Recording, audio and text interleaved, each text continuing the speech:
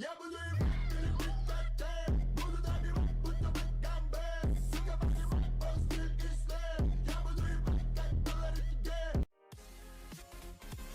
order to find teammates, you're going to need to have a list of requirements you want those teammates to meet. Once you've figured out all these requirements, you're ready to move on to step 2. Okay, for the next step, you need to be able to get your LFG posts out into as many Discord servers as possible, as many Twitter threads as possible. So what you're going to want to do is you're going to want to go into every server you can. You're going to want to make a new thread. So you're going to want to say like dungeon LFT DM me.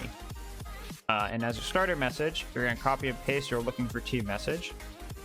Archive, it doesn't matter. You're going to click create thread. Now, people are going to be able to see your thread, and they're going to be able to respond.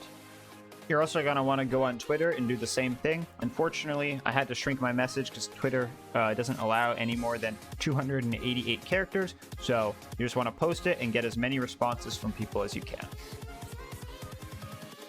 When people finally start applying to your clan, you need to make sure you ego them and deny as many people as possible so they feel shit about themselves. No one is good enough to be on your dungeon team anyways, so why even bother? Everyone else is shit. You want people to carry you, but these people all suck.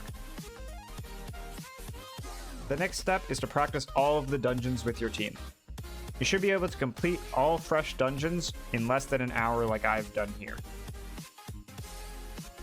Next, you want to make sure you're prepared. You want to get as many snacks as possible because you're going to be in this dungeon for a long time. You know, it could be all the way up to 24 hours, so you really want to make sure you're stocked up on all those sweets because you're definitely not sleeping before you beat this dungeon day 1.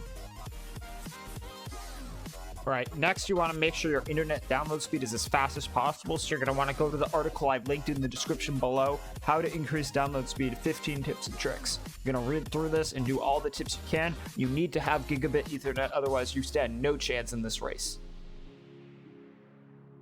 Alright, it's finally December 7th, you're all ready to go. Make sure you join the voice channel with your team.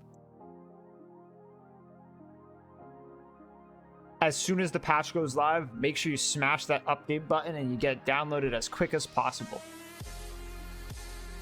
Alright, now that you've got the game downloaded, you're going to want to sit in queue for at least 3 hours to make sure you get in the game as quick as possible.